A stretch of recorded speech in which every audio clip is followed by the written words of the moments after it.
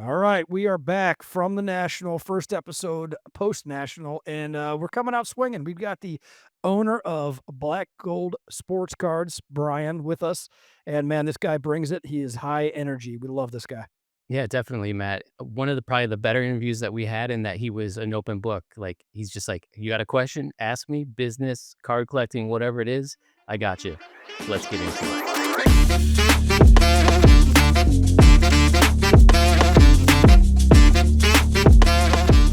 All right, we have Bryan from Black Gold Sports Cards. Welcome in, man. How's it going?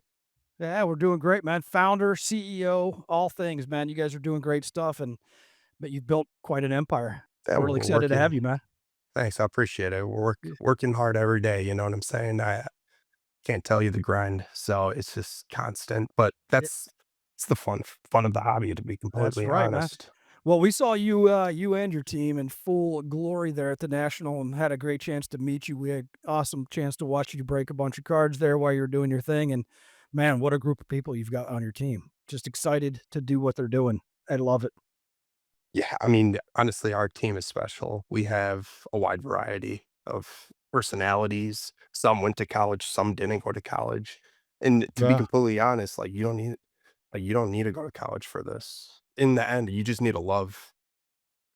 Dude, this goes back to, like, you and your basement going in. How did you collect, you know? How do you sort pieces, or how did you start doing research, or, like, how'd you get to where you're at, you know? You could ask the question to anybody.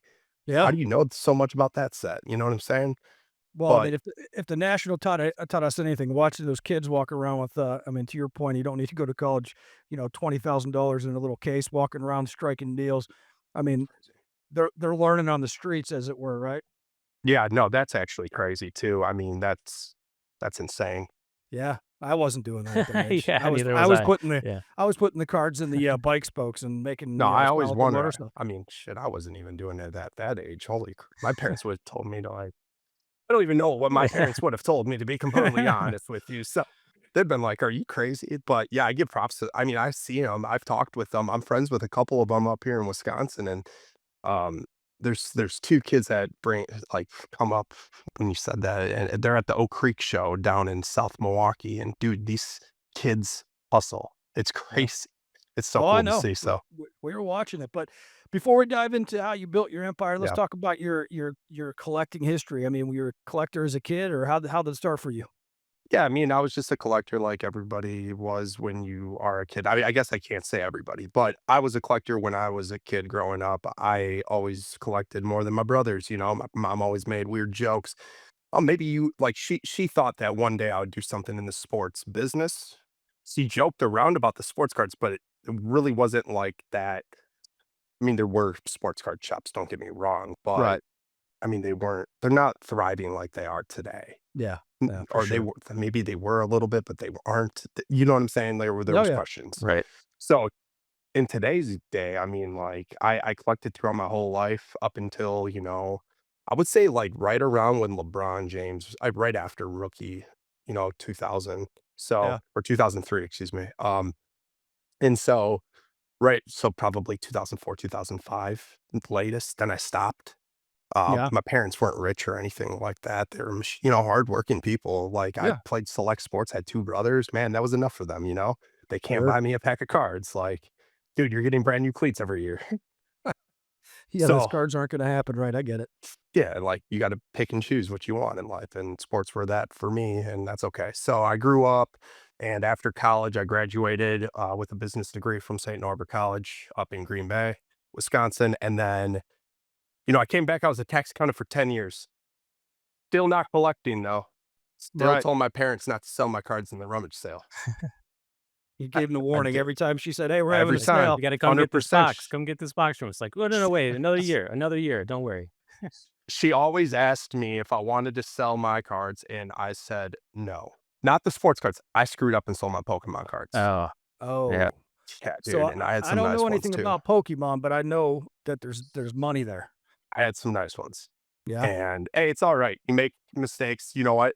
I'm fine with it. Somebody else, that's nature of the hobby, Right, right? yeah.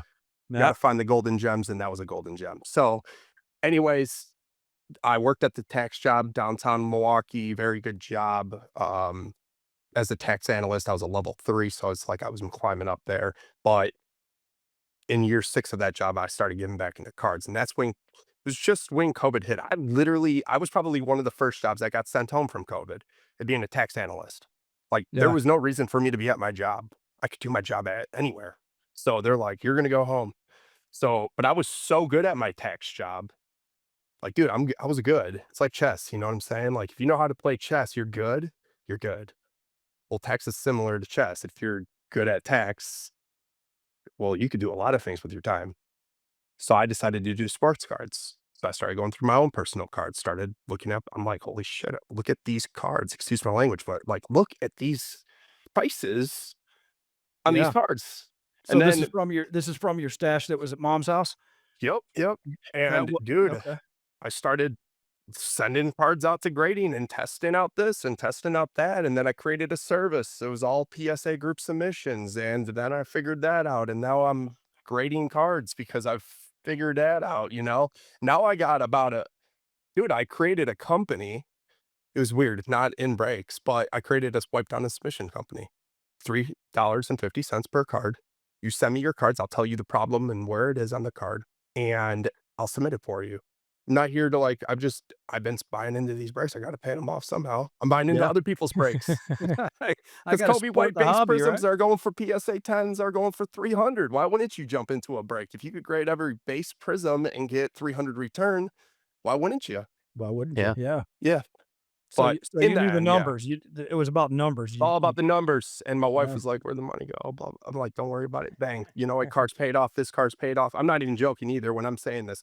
Dude, next thing you know it, I'm doing 2 million cards at PSA. Holy So cow. my My wipe down god. review process really took off. Like, and I'm talking about took off.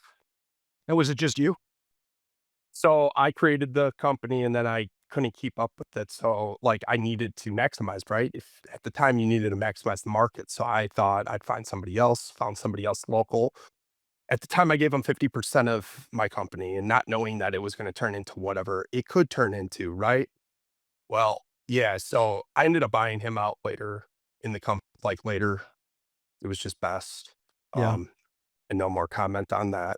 Okay. So, anyways, I took off, I moved my office. So then that's PSA shut down, right? So at that time, that's where things get complex. Right. Okay. I go into streaming. What else am I gonna do? I started doing eBay consignment because all the cards are coming back from PSA that now we can't submit to. Nobody wants to submit to CGC, and it's not possible to submit with Beckett. What are you gonna do as a group submission company? Yeah. You're literally in a pickle now. So I created live streaming. I got accepted into onto Whatnot. It was at the interview stage only part where they're not floodgating everybody on. Yep. Um, I applied, got accepted, bang.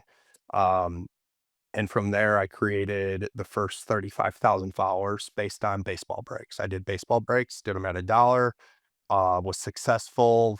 Man, I've had streams where I've had 100 people in my room. But then when they opened up the floodgates, that's when you then saw another problem happen where you had 60 people in your stream on a daily basis, but now you don't. So how do you overcome something like that, right? Right. And like the grind. So right. So there's a difference. So I started hiring on about 6 months after that. And we were doing singles at the time, just running singles on Whatnot because product was scarce still, you know, it's not always easy, Yeah. So are you getting whatever. how are you getting the singles? You get them from yourself, your Uh, friends, buying into yeah, breaks, dude, getting I them that just way? buy from everybody. I mean, like Facebook groups, Instagram groups, shows, everywhere, anywhere. It's really easy. You can buy. You'll never like if you know how to grind, like seriously, as a live streamer, if you know how to grind, you can literally never run out of work. Because if you run out of wax and your excuse for not streaming is, "I don't have any product." Well, that's a horrible excuse because you could go get product at your show, like singles and sell singles and flip singles on live streams too. So, like, if you have built something, you think that those collectors don't like singles too? Like, there's always something. And it's good to have that, like I mean, it's good to have a second course too. So I mean, like if you can't get it enough product, like actual like wax, whatever you want to call it, um, sealed product, then you could just run singles.